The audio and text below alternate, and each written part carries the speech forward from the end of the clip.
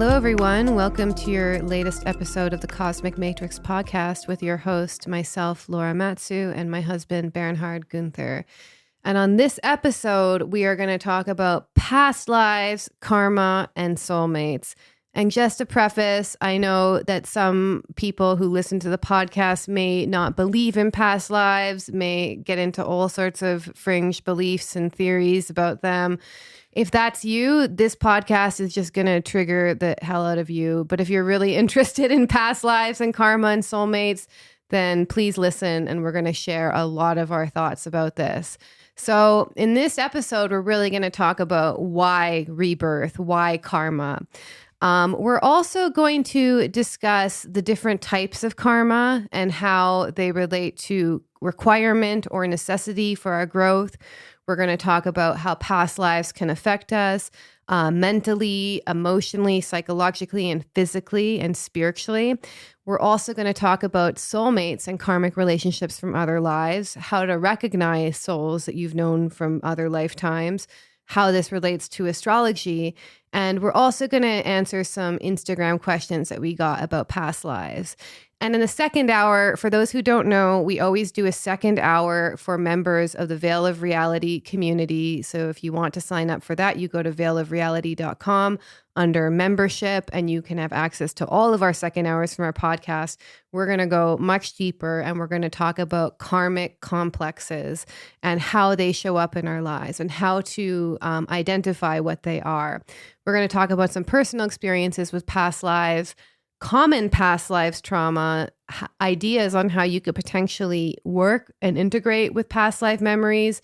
And we're also going to talk about collective karma. So this is more humanity's karma as a species, and how this relates to karma from Atlantis and Egypt, and then tying it into some recent events, how this could also relate to transhumanism, materialism, etc. And before we get into it, I just want to make a quick announcement that I think it's like the 11th round or whatever, quite a few rounds of Embodied Soul Awakening. The last one has filled up. So we only take 35 people per cohort.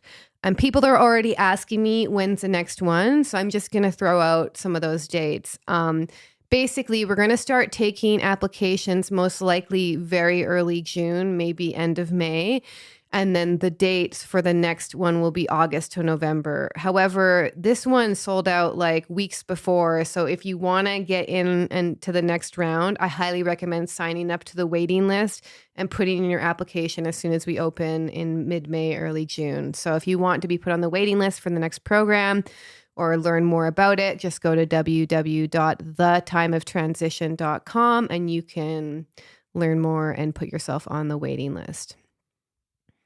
Excellent. So let's dive into this. This is a very exciting topic, past lives, karma, and soulmates, because many things come into the equation, and we're going to touch upon all of that.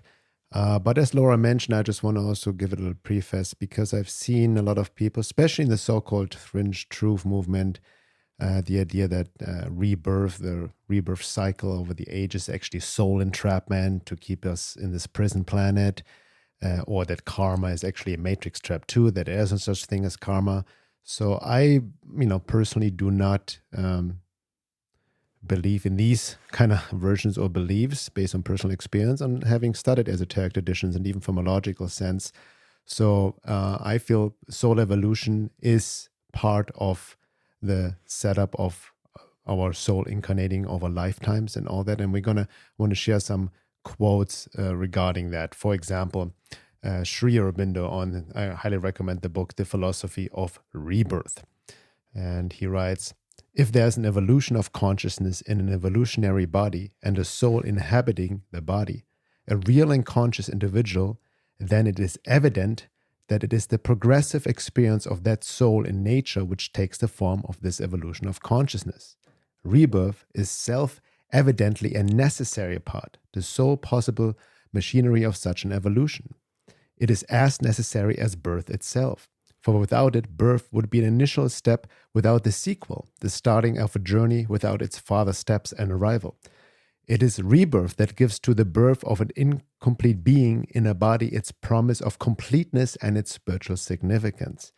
Now, it's important also to understand when we talk about rebirth and past life and soul evolution over lifetimes, that we as we are have not ended evolution. Even as Sri Aurobindo said, man as it is right now is a transitional being. We have not really fulfilled or finished our evolution, our soul evolution, soul embodiment over many, many lifetimes.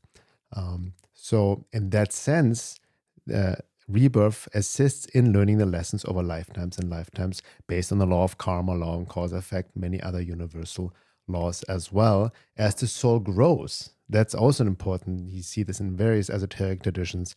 Gurdjieff talked about the necessity to grow the soul, connecting to essence. So over lifetimes, the soul grows through experiences, makes its presence more and more, and is brought to the front, so to speak, and then takes conscious control over even the reincarnation process and all that. So I just wanted to give this as a preface in a nutshell, that rebirth and soul incarnation, all of it is a natural process, a necessary process in light of the evolution of consciousness and soul evolution. Yeah, exactly. So do you want to read the rest of these quotes, or should I read them about the karma? Yeah, also karma. I just want to also, show some of those notes, quotes, because again, I have to mention again, sometimes people get overly paranoid in this matrix fringe truth movement, also claiming that karma is a matrix job. There is no such thing as karma, bad or good karma and all of that. And I think the reason is that it has definitely, the concept of karma has also become very distorted, oversimplified. So we're going to address that as well, even maybe used for social engineering, right? And all that. But it goes as back as the Hermetic principle, the sixth Hermetic principle from the Kybalion. Every cause has its effect. Every effect has its cause. Everything happens according to law. Chance is but a name for law not recognized. There are many planes of causation, but nothing escapes the law. So the law of cause and effect is also known as karma. And then Manly P. Hall really rides it home. And he says, universal law is as immutable as the seasons, as inevitable as the course of the stars. And no metaphysical maestro is going to alter these inevitables in 10 lessons or in 10 million lessons. The law of cause and effect is as inevitable as day and night, as certain as the tides and as constant as the ages. This law says that as you sow, so shall you reap. What you earn comes to you, and what you have not earned can never be yours. And neither God nor man can alter the complexion of these facts. So I'm going to talk a little bit about this from an evolutionary astrology perspective as well, and talk about the law of karmic requirement and necessity, because I think it's really helpful. And I have to say, some people literally have an allergic reaction psychologically or spiritually when you mention past lives, karma. It's very fascinating because in order to even perceive karma, you actually have to zoom out and see and gain a holistic perspective of reality, And so even when I posted, which I'll go to later, Instagram questions about like, what questions do you have about past lives and karma, which you're going to answer later. Someone got very angry at me and asked me like multiple questions about sexual abuse and karma, and just got very triggered, because it is really intense to accept that everything exists for your own evolution and that everything has a cause. And, I think it's just that the human ego gets stuck in these really black and white, good or bad things. And honestly, I think it really takes a brave soul to take full self-responsibility for yourself. So I just want to point out that this is not an easy pill to actually truly digest psychologically and emotionally, because it inherently suggests that you need to take full responsibility for everything in your life. It doesn't mean that what happened to you was quote unquote your fault, but it means that it held an important soul lesson for you. So let me talk about some concepts from evolutionary astrology. Now, so Jeffrey Wolf Green talks about two types of karma. He talks about karmic requirement and karmic necessity. So basically, karmic requirement is compulsory. You have to go through it. The laws and cause of effect are already in process, and there's a necessity to revisit something that was already set in motion, including stuff that was already set in motion from past lifetimes, in order to learn a lesson, to create change, to create evolution in your life.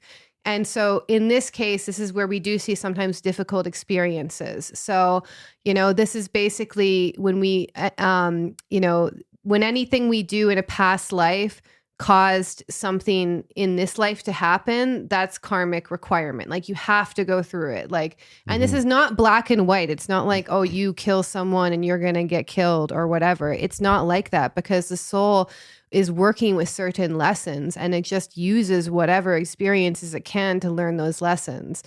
So we want to see it as, as for our benefit, for our beneficial evolution, and not like some sort of punishment. And I think that's where people really get stuck, is they get caught in this victim savior thing. Oh, because I was raped in a past lifetime. No, that's not how it works. But maybe there was ongoing patterns with your sexuality in past lifetimes, which have been continuing on for many lifetimes, which is supposed to enforce a change in you. Yeah. No, you made a good point. I think that's what I mentioned before, the oversimplification of the concept of karma. It's not always eye for an eye. Exactly what you did is going to happen to you, or vice versa in the past. Sometimes, though, it could be that case. By the way, I want to address maybe at some point what you mentioned with this question on Instagram. There's a fascinating story I heard from a teacher doing past life regression, that working with a woman who got raped and all of that. So we can kind of talk about that, what came up in the past life, because sometimes it can be very just one, exactly the action you did, you need to experience yourself. Yeah. But as you mentioned, it's so complex, it goes beyond the mental mind to understand, because we have so many experiences, karmic lessons and past lives intersecting. Yeah. And also, what I want to really talk about is that it's a subtle energy pattern that's held in your emotional, psychological, spiritual body. So it's not just black and white like the human left brain mind tends to take it. Like, for example, if you were raped, this is very triggering for people, so trigger warning. If you're raped in this lifetime, or you have negative sexual experiences, the first question to ask is, why did that happen? Like for me, I've talked about it in other podcasts. I've had very negative sexual experiences, which I had to do a lot of trauma healing around. And this was due to self-sacrificial ways, martyrdom, sacrificing myself, losing myself in relationships. It didn't really have to do with like, oh, you just abused someone in a past lifetime. Maybe I did, but it more had to do with the pattern of self-sacrifice, which in this lifetime helped me learn, okay, boundaries, discernment, saying no. You don't have to be available for everyone. So that's what I'm trying to point out, is like on the subtle level, on the subtle plane of reality, it's not so black and white, like you murder, you're going to get murdered. Sometimes it is, but I would say we're working with more subtle energetic patterns that can take many different physical forms. And to understand it's all working in our benefit. So let me talk about the second kind, and this is karmic necessity. So karmic necessity is because you've reached a limit in your own evolution. So maybe there was some sort of resistance in learning a certain lesson, and then the pressure built.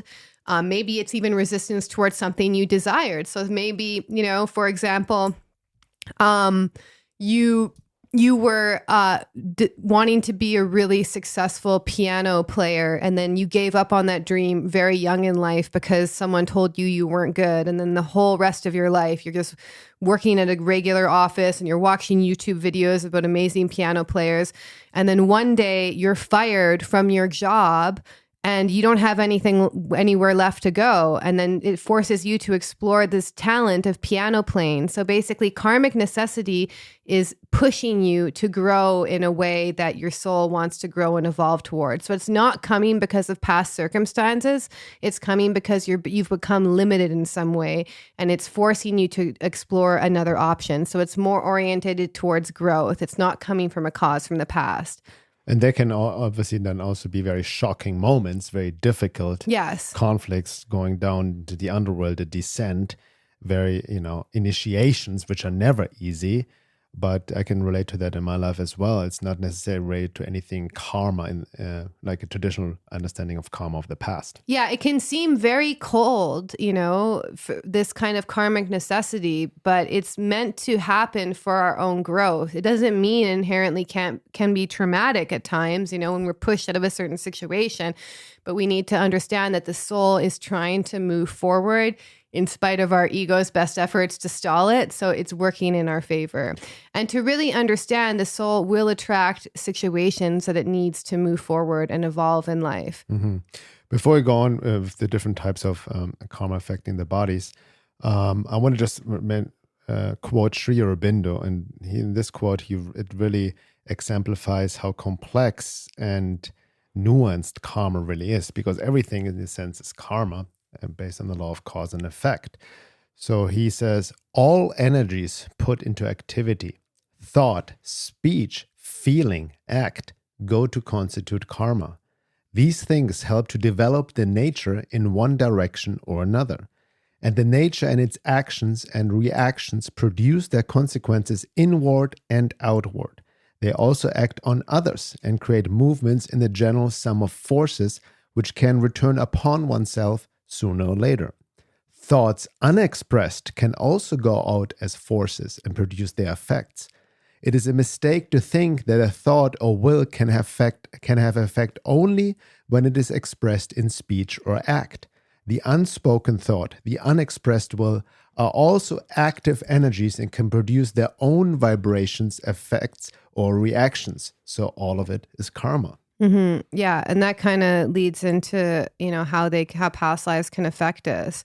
So just to kind of wrap it up, what I was talking about before as well, you need to really understand that karma from past lives is like the concept of repetition compulsion in psychology, except happening on a soul level. Mm-hmm. So some part of something in your own soul gets stuck in a certain psychological, emotional, physical, or even mental pattern because of a past life experience. And because the nature of the soul, I'm kind of speaking in evolutionary astrology language now, which is seen by Pluto in the chart, is kind of compulsive, then we compulsively attract and repeat these traumas in an attempt to heal it. And really the way out is doing inner work around the pattern. Like you need to, number one, do inner work around the pattern, release some of the emotions regarding it. This is easier said than done because often, almost always rather, karma has an entry point in this lifetime. But you also need to choose a different reaction than how you have been normally for many lifetimes. And that is uncomfortable. You have to be in that friction. But it's really important to understand that karma is a consequence of things that have happened, or karma is a product of what needs to happen for our own evolution. So it's all happening in accordance with natural law. It's all supposed to be happening. And the more you can take that approach to everything in your life, and take a, contemplative approach where you're willing to learn different lessons and look at how your soul needs to learn and grow, the less you'll fear karma. And, that's how you participate in your soul's evolution. But you need to understand that the soul creates these situations that it deems necessary for evolution. Mm-hmm. If we don't participate in our evolution, then the soul dials up the intensity. And then we also experience more outer events that just pull us back to the past. Yeah.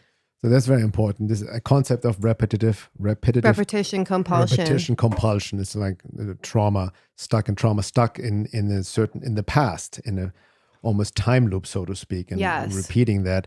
And it's key when you bring in karma in past lives, right? That brings a whole nother layer to psychological work, because psychological work is very important, necessary, but mostly deals with childhood and all of that.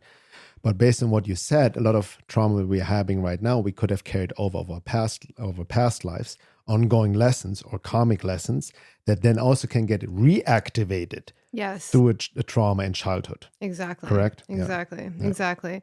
So here's more about Jeffrey Wolf Green, and he talked about how past lives affect us emotionally, psychologically, physically, and spiritually.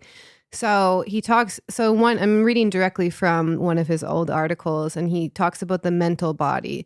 So basically, mental trauma is correlated with Uranus. So these types of trauma are associated with psychological or psychiatric disorders, various brain diseases, unexpected changes that alter the psychological reality of the individual. And so it can also create fracturing on a psychological level, So this is one way it can affect you. And I find this very interesting because this kind of takes, like, a lot of people in trauma theory talk about how trauma is stored in the body. But actually, if you bring it into the more spiritual context, trauma, which body? Just the physical body? Because if you're just focusing on the physical body, that's just purely materialism. I would actually say that Jeffrey Wolf Green was more accurate in that it could be stored in multiple different types of bodies that we carry. Mm-hmm. And then he talked about the emotional body.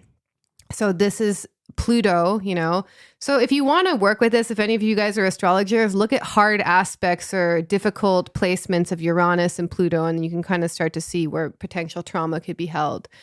So basically, Pluto trauma is associated with betrayal, abandonment, gross abuse through misapplied trust, psychological and sexual abuse, sudden loss, experiencing cataclysmic events of a collective nature, that feel beyond the control of the individual, etc. And then he talks about the physical body, and he says physical body trauma correlates with Saturn, and this is related to different types of injuries, so rape, torture, intense physical illness, degeneration of the body, all sorts of physical, illnesses. And then the last kind, he said, is the spiritual body, which correlates to Neptune. And these types of trauma are associated with loss of faith, loss of beliefs, disillusionment, loss of values, and in rare cases can also be being possessed by an earthbound spirit. So essentially, the natal chart is a map of your karma in general, like every single aspect of it, from your sun to your Pluto. But what he's pointing at is how the outer planets, which he kind of includes Saturn in here, even though it's not technically an outer planet, showing how you could be even carrying karmic patterns from past lifetimes. So to give an example, a lot of my trauma signatures in my chart are Plutonian. It has to do with psychological and sexual abuse, betrayal, abandonment, that shows up in my chart, and it also shows up in themes in my past lives as well. So we want to just be able to reflect on how it can replay, and even an injury in a past life, as crazy as it sounds to most people, can present itself as a physical illness in this life. And that reminds me of something. We listened to a lecture with one of your mentors, and he talked about also these times we're in right now, and we see a collective theme, or even if people work with, or many people are kind of afraid to speak out. Yeah. There's a fear behind it. And like they don't want to get shunned, or want to get criticized, attacked on social media, don't want to get canceled. I just don't want to say anything. It feels very uncomfortable. Yeah. And you can see it from this basic surface psychological perspective, right? Obviously, maybe childhood wounding, or, you were shunned for speaking truth. But, on a collective level, we all have similar, like you said, myself included, past lives where we are potentially killed, shunned, or burned at a stake for speaking truth. Yeah. And that affects a lot of people, especially in medieval times, or you go back even further down history and all of that, where people were literally tortured and killed for questioning anything, especially even back the church, or the missionaries, killing anybody who was not, accepting Jesus as the savior or anything like this. This kind of like dogmatic medieval religious crusades. Well, actually, so we all have this trauma of betrayal and being tortured or killed for speaking truth. Yeah. And that even relates to, because I know I've done astrology charts for quite a few people who are in the Uranus and Sagittarius generation. And I myself also have Uranus close to my south node. And keep in mind that in medieval times, a lot of the people who were originally practicing astrology were actually using Christianity and weaving it in.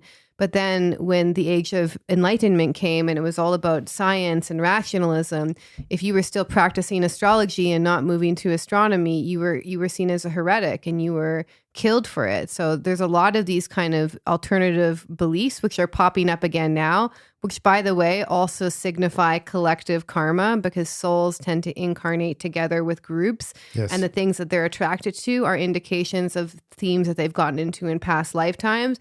So it's highly likely that, considering all the other, different esoteric and spiritual topics that are rising up, is that there's a big soul group here who have actually explored these in other lifetimes and are being attracted to it again. And what you're hinting is, we had a podcast a few episodes ago about this, from the New Age to dogmatic Christianity conversion that's happening.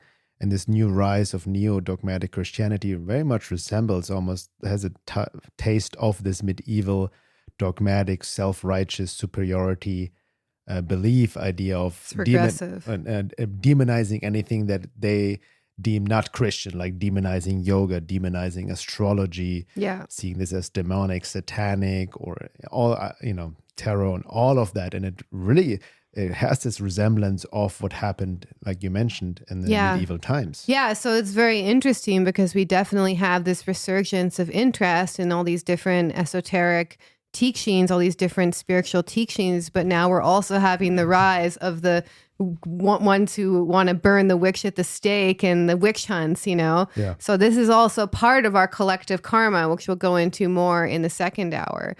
Let's talk a little bit about soulmates and karmic relationships from other lifetimes, because I think people ask me about this a lot, and then it would be great if we could leave some time to talk about some of the Instagram questions, because I think you'll find them. Speaking of Instagram, didn't you you made a post, was it on TikTok, Instagram, about past lives, a video a while back, and that triggered also a lot of people.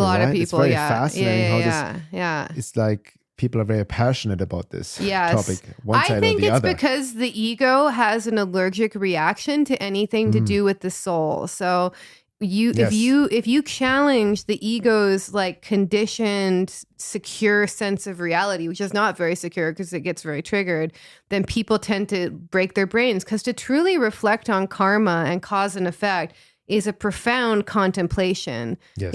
It's really profound to start to zoom out, and besides seeing yourself as always the victim and they're always a perpetrator, to really see how you play a part on some sort of soul level in attracting certain circumstances. That's confronting. And honestly, what I think is happening with that is that a lot of people who haven't gone through their own healing process will find that very confronting to be introduced to that knowledge at a time when they're not ready, because they'll be like, oh, you're blaming me for being a victim. And this is what happens when children are born in abusive circumstances. Their ego has an allergic reaction to it because they have not really contemplated, the meaning behind these events in their own lives, or even processed it. And so then they just attack you like you're the perpetrator, basically. Or then what I mentioned before in this French Truther movement, karma is a matrix program, it's not real, you know what I mean? And all of that. But it's very, like you meant, egocentric. It's very short-sighted. It's not even really deeply contemplated at all. Yeah. Because it projects also this human morality onto the cosmos and the divine, which is, karma doesn't work according to human laws or the human mind frame on what is good, what is bad, what is justice, what is victimization, and all of that. It transcends, it goes way beyond the mind can comprehend. Exactly. Right? And even to see there's certain, the worst experiences that people go through sometimes carry the most important soul lessons for them. But people tend to get very triggered by even the concept of karma on past lives. It's pretty crazy, actually. It shows you, because to me, this is a very deep and profound essential truth of reality. And most people are not like psychologically or emotionally ready to take it in, actually. Well, but like you said, we live also in the world, the ego is also protects itself by externalizing everything. The same with Jungian shadow work. It's easier to project and blame others. Exactly. Get yourself a victim, instead of taking responsibility and ownership. And I have to say, as someone who had real victimizing experiences, the main thing that needs to be done in order to heal is to feel the emotions and to process them, which can be easier said than done, because often we have all sorts of defense mechanisms and suppression in place to prevent ourselves from feeling it. But until we do that, we're always going to lash out at other people as if they're the perpetrator. By the way, also on the side note, not falling into the victim trap or taking self-responsibility doesn't imply then to blame yourself either. Yeah. Right? That's and to realize that there's real experiences where you could have felt victimized, but the path of growth, the path of healing is to process it, is to find a way forward, to integrate that difficult experience into part of your own soul and use that to acknowledge, create wisdom and depth within your own soul. Okay, so let's talk about soulmates and karmic relationships from other lives. So first off the bat, the Pluto and Libra generation, Pluto and Scorpio as well, and as well as anyone who has, Venus on their South Node or South Node in Libra or South Node in Scorpio tend to attract more karmic relationships than other people. So if you have that, just to note that this signature in the astrology charts tends to attract karmic relationships. And, I am personally of the view that we have certain soul groups, which include our family, people close to us, friends, even random strangers that we maybe met once who delivered us an important lesson, and we all incarnate in groups together to learn certain lessons. And I think that the more that you're aligned with your own soul, the more you can start to recognize people that you've known from other lifetimes. Yeah. So I'm going to read this quote from Yogananda and then we can discuss it because it's very fascinating. And he really nails it. I also have Venus on my South Node, so I've attracted a lot of karmic relationships myself. And I find that the way that he describes this, how to recognize souls that you've known from other lifetimes, is dead on. And he says, true friendship may be developed between woman and woman, man and man, or man and woman. The important consideration is that it be based upon soul qualities, not worldly qualities or attractions of the flesh. This can come only when you free yourself from the consciousness that you are a man or a woman. Oh, careful. No, but what he's I'm talking about joking. is like, the identification with The your soul. race, your gender, Yeah, whatever. because in past lives you could have been a different race or a different gender. Right? Exactly, Yeah, exactly. If you are seeking such friends, pray to God, Lord, lead me to those who are friends of the past, that I may continue with them the friendship that was interrupted through separation by death. Send such friends to me because I want to help them with my thought of thee. That is a wonderful idea, isn't it? To have a friendship not for idle talk and useless pastimes, but to develop the ultimate friendship with God. Only on that plane of sincere friendship will you find lasting happiness with any other soul. Don't engage in too much socializing. They are all right once in a while, but frequent socializing takes up too much valuable time. Enjoy divine thoughts with your friends. Use your time for God. If you find souls who will share that goal, then you can drink God together from the chalice of divine friendship. The highest duty of God has given you is to develop his consciousness in yourself and to help true friends to do the same. So long as life sweetly sings with God, it will bring you happiness to you and others. Friends that harmonize spiritually with you are therefore very important. No matter what difference of opinion there is between you and such friends, there is always understanding and communication. In that relationship, regardless of differing views, you have mutual respect and cherish your friendship above everything else. True friendship established in God is the only relationship that is lasting. So whenever you meet people, be watchful. Notice your first reaction to them. This tells you about whether you have known these individuals before.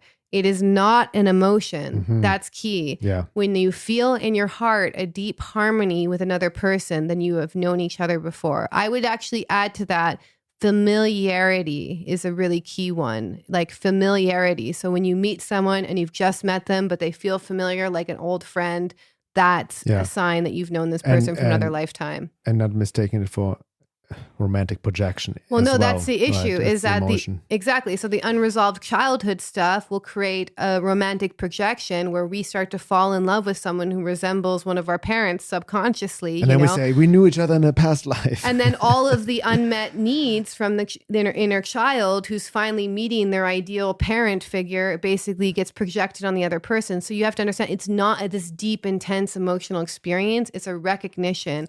It's a deep harmony. It's a familiarity. I would say when he says deep heart, you feel in your heart a deep harmony with another probably that I would also translate this into meeting essence to essence, Yes. self to self. Yes. And I would think, and then looking at past experience, the more you're connected to essence and true self, then the easier the recognition is. Exactly. And you can separate it from emotional projections or attachment wounds getting triggered from childhood or anything Exactly. like Exactly. That's basically what he's saying. So just, to realize that, it's kind of like there's this famous quote is like, when you meet your soulmate, you're not going to get butterflies in your stomach. It's just going to be this quiet recognition. Yes. And I think and you also have to be connected with your own soul. Like it's easier. It's so much easier to recognize people you've known before when you're connected with your own soul.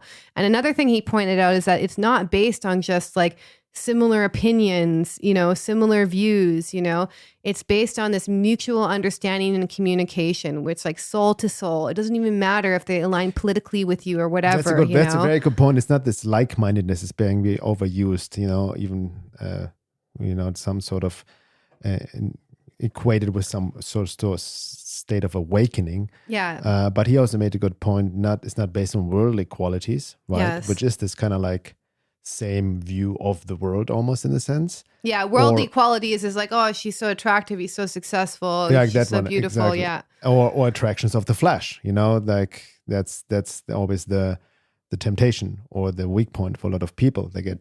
They mistake appearances for essence. Yes. So connecting with your own soul is a prerequisite to recognizing souls you've known before in other lifetimes. So that's the key thing is that... Yeah, I can see... Can I just share real quick? Yes. And throughout my life, definitely certain people, even my old friends, even friends I have now moved away from, because certain friends stay in our lives for a certain amount of time. And then, especially over the past few years, there's been definitely a splitting.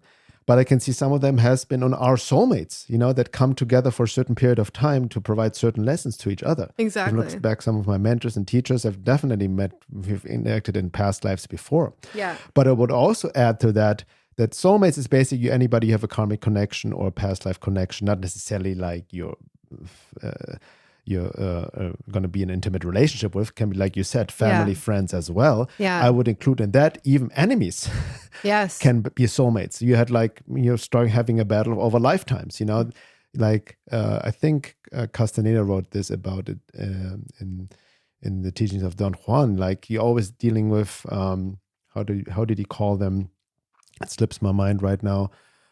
With people who kind of just basically trigger you a lot, or just you have always a lot of conflict with, and with a specific person, be it in family and friend. This can be a soulmate as well, having a strong karmic relationship that needs to battle itself out over lifetimes to learn the lessons.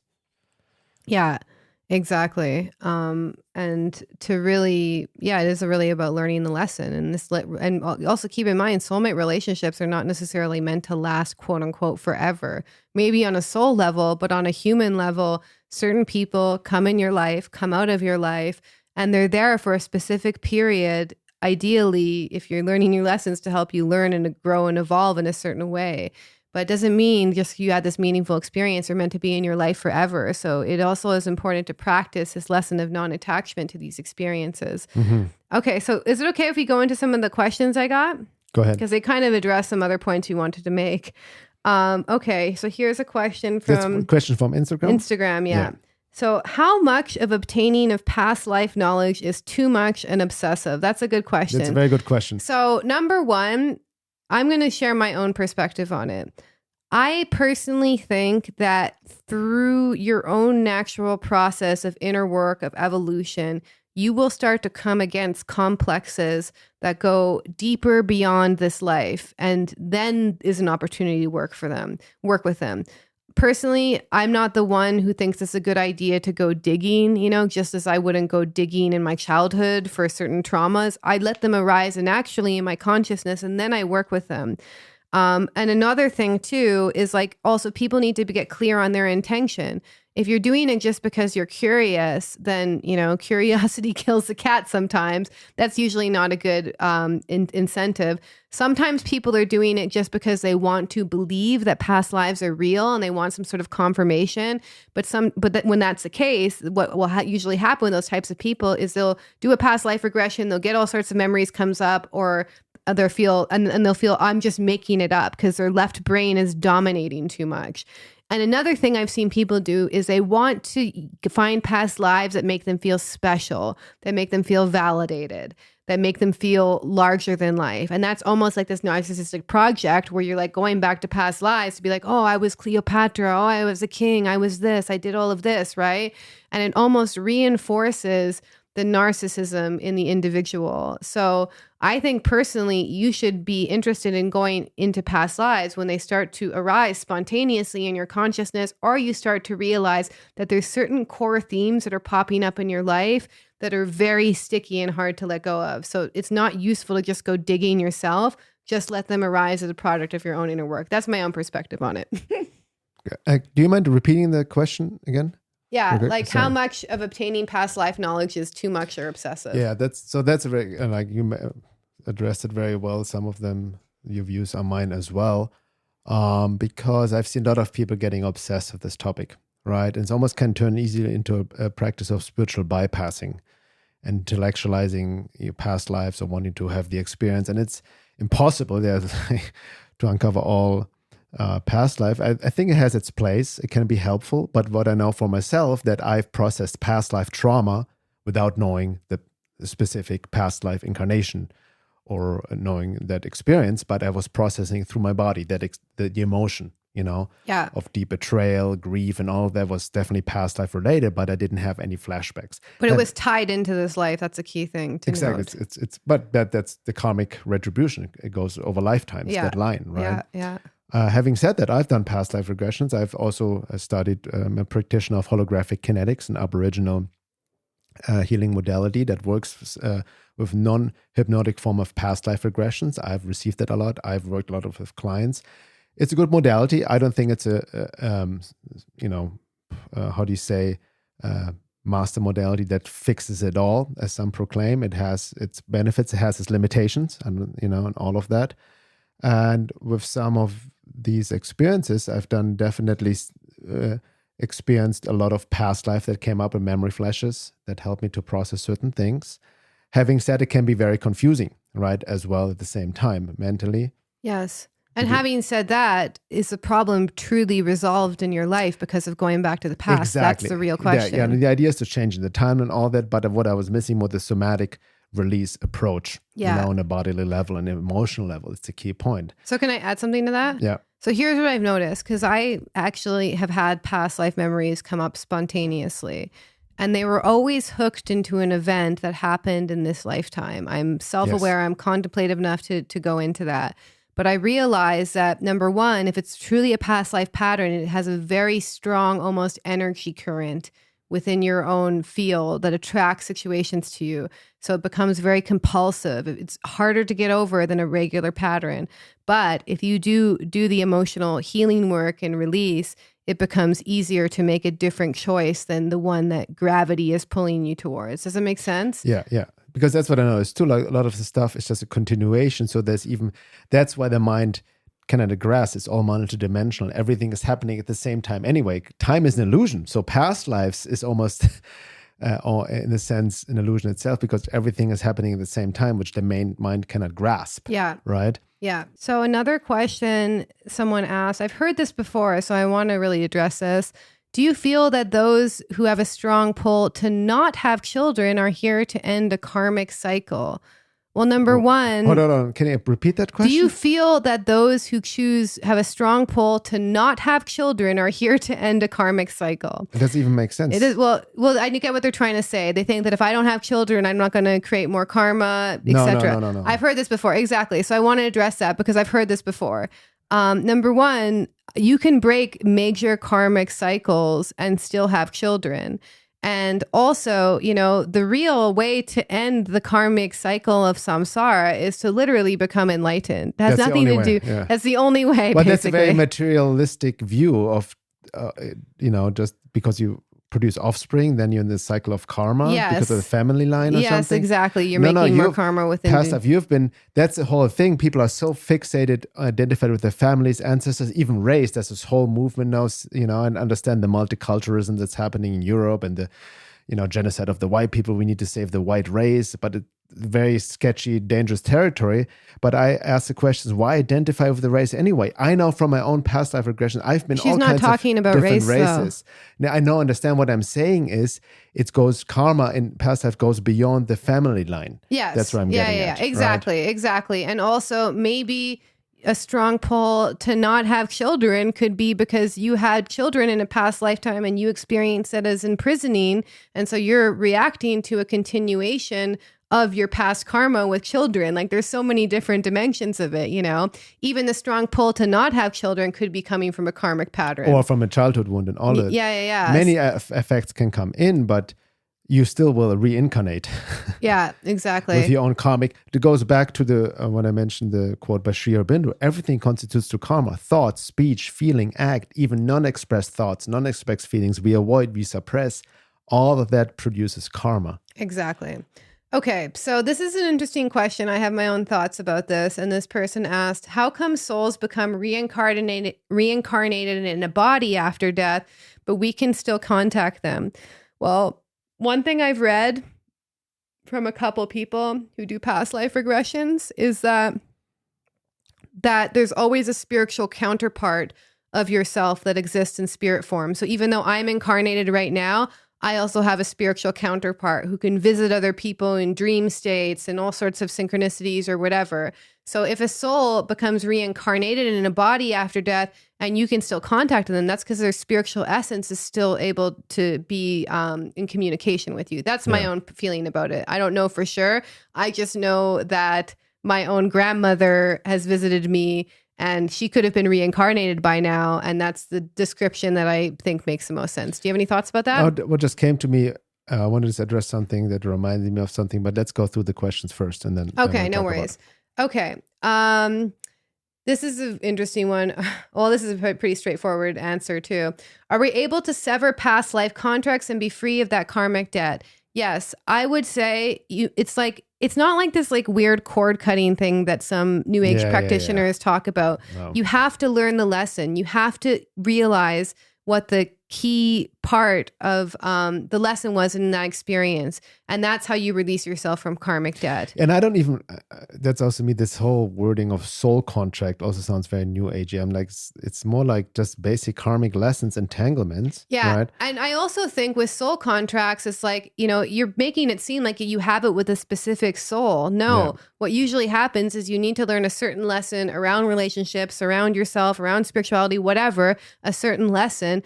And then you will attract souls who will be almost complementary to that lesson that you're looking to learn through your own energy field. Yeah. That's how I feel it happens. It's not like you just write up a contract and then go for, oh, this person's going to teach you this.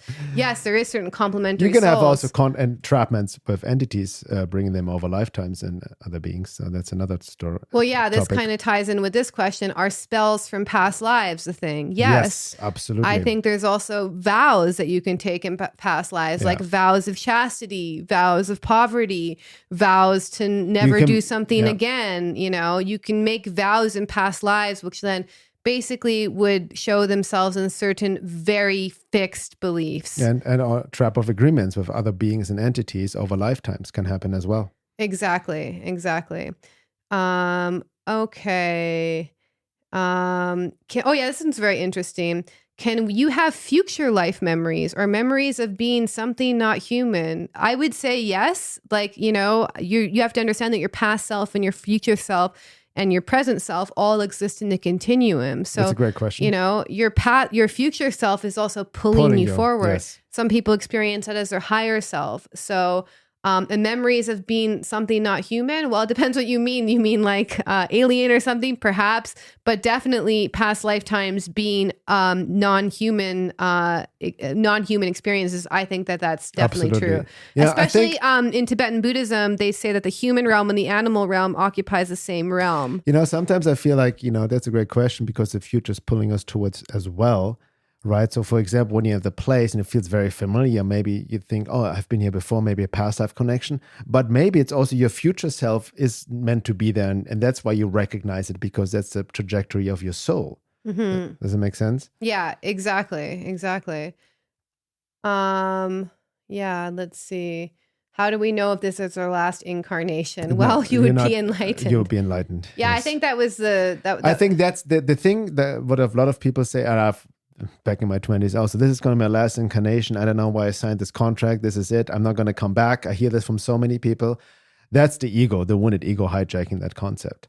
Right? Yeah, exactly. Because your higher self is wise, knows the understanding that all these are lessons without complaint, without blame, all of that. Yes. And rest and joy, the true essence of the soul. So the only way, there's nothing, we are here to spiritualize. This is also not about escaping life. This is also the old religion. Sri Aurobindo talked about the whole idea of getting out of samskara, getting into nirvana, into heaven, and just, escape the world. It's the same delusion like people talk about, we need to get out of the matrix, leave this planet, it's a prison planet. No, all these are lessons. And we're here to spiritualize humanity, ourselves, the material world, nature, and all of that. And like Sri Aurobindo said, we are in a transitional phase. This takes many, many more lifetimes, thousands of years, until all and everything is spiritualized. And we have then truly transcended death and full conquered death and have a whole different appearance anyway.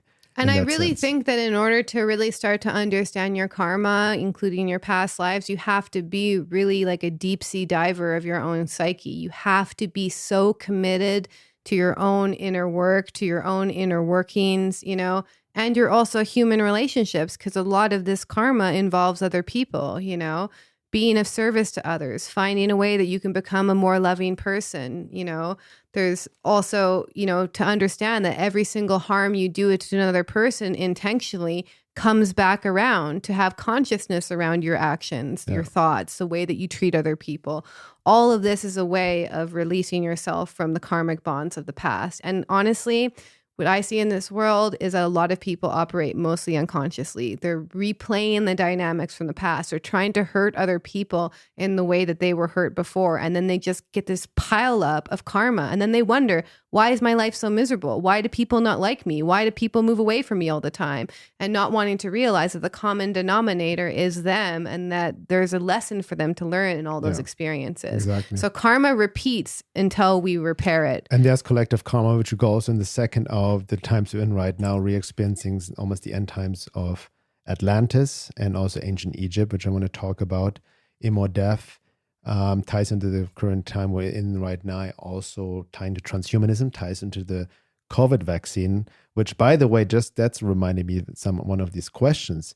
Thomas Meyer in this book, and people know I've referenced this book a lot, wrote an article about it, the spiritual consequences of the COVID vaccine on spirit, soul, and life after death. So there's an intention almost from these forces via the COVID vaccine, because it separates the soul from the body, and there are consequences in afterlife that the soul gets stuck earthbound. There are earthbound spirits, more and more earthbound spirits who do not transition, and interrupts the reincarnation cycle, actually. Yeah. So that happens to a lot of souls. They're not necessarily especially traumatic, death and all of that.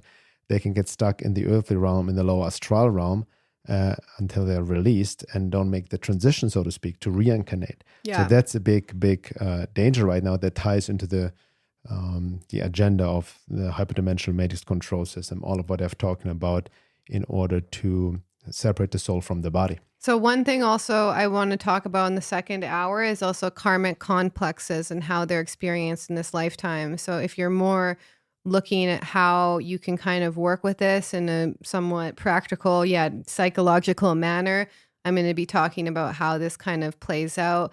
And then also I'm going to touch on some common beliefs from past lifetimes in accordance to different Pluto generations that are alive today. So stay tuned for that. Exactly. And if you're not already a member and want to listen to the second hour, go to my website, veilofreality.com, and you can sign up to the second hour with access to over 100 episodes. With that being said, we'll be right back.